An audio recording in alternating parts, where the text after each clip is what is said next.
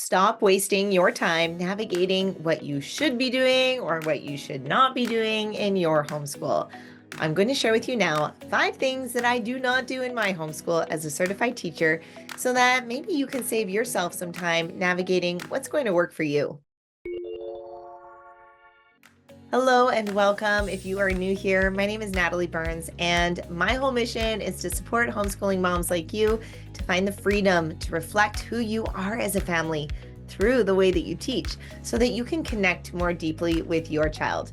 And the way that we teach can totally change based on what's working and what's not working for our children.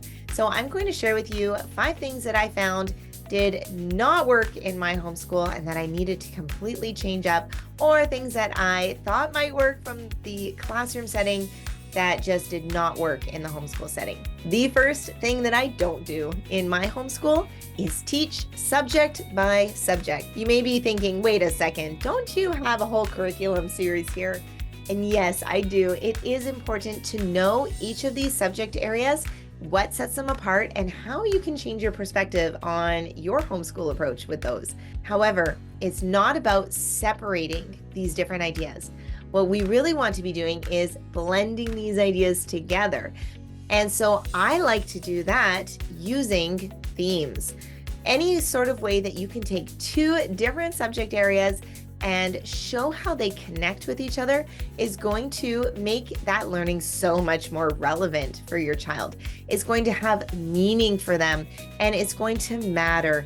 They're going to care so much more about getting on board with their learning if they can see why it's going to be helpful for them in their lives. You can try this at home by taking 2 different subject areas and looking for a way that you can teach them together, or search out pre-done for you curriculum that uses overarching themes as an umbrella for your child to weave in these different ideas. The second thing that I don't do in my homeschool is I don't teach the alphabet. And you may be really shocked at that one if you are thinking, well, what about their ABCs? How do you teach them to read? Well, I don't teach them to read using the alphabet. I teach them to read using phonics. So for example, with the letter R, I'm not teaching them, hey, this is the letter R. I'm teaching them that sound is R. So then when they see a word like run, they don't say R-U-N, they say N. And this way, they're actually going to be able to decode all sorts of words that they see in their books. I highly recommend, if you have not looked into teaching your child to read by using phonics, that you look at using a phonics-based approach. Historically, best practice was to go with phonics for a while, and then it switched more to sight words, and now people are seeing the value in phonics again. So you may want to make sure that you choose a curriculum that teaches your child to read using phonics. The third thing that I do not do in my homeschool is keep a schedule. Now, this is not to knock those of you that are super planners and love to be super well organized, plan out your days ahead of time, and then just follow what you said to yourself to do. That can work really well for some people. It just didn't work for me. So what I prefer is more of a rhythm and routine, and I get a good idea of what I want to accomplish and how long I think it will take about to get there. And then when I go through my days, I simply reverse plan by writing down what actually got done. So this way I can still do that reflective process on what my kids are learning and at what rate or pace that they're learning it, and if I need to go back and revisit any things. And yet I'm not stressing about, oh, I'm not keeping up to the schedule, or my child's not learning as fast as they should be based on whoever said what. Or even that I feel like my child is falling behind what I set out for us to do. Because it's really not about exactly what they're learning in terms of content. It's about teaching your child how to think and learn for themselves. The fourth thing that I don't do in my homeschool is allow my child to chase every interest that they have. Now, I hear what you're saying, but don't you want them to be involved in their learning, have responsibility for what they choose to do? And yes, those are great points. There is a time and place for independent projects and looking at self-directed learning.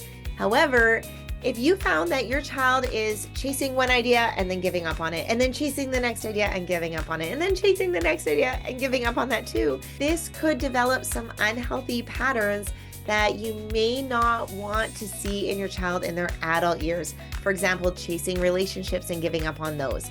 So while it's good to have these interest-based times, we also want to create for our children really good habits of consistency. So in our home, reading, writing, and math, we come back to over and over on a regular basis, and that provides a really great baseline of consistency while we look at other themes that we approach with our themed units.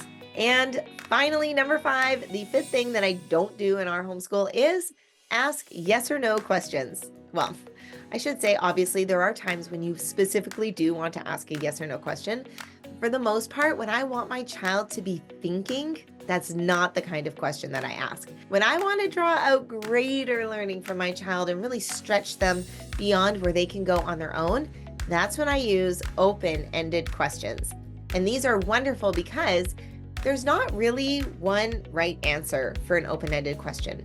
There may not be any right answer at all. And so it's really so much more about the different ideas that your child shares and the way that they explain their thinking, and less about what that answer is supposed to be. This way, your child will develop critical thinking skills, creative thinking skills. They'll connect to their own individual voice and practice communicating that with the world. And there's really no greater gift that you can give for your child than to allow them to understand how they think and process and communicate information. And really, one of the greatest gifts that we can give to our children through our homeschools is teaching them how to take information and process it, how to learn for themselves, and then to communicate that out to the world. I want you to be able to do this for your children too. So I am actually hosting a 3-day challenge coming up that I would love to have you join us at. It is going to include training and then a challenge regarding open-ended questions so that you can teach your child these critical thinking skills and not be left on your own with how to actually apply this in your home. If you would like to get the details, then I will leave that all in the description box below. And in the meantime, if you found this video to be insightful, inspiring, or helpful for you as you think about what you would like to keep moving forward with in your homeschool and what you'd maybe like to ditch yourself, then please hit that like button. And if you haven't yet, you can even subscribe. Well, I hope that you have a wonderful day, and I'll see you next time.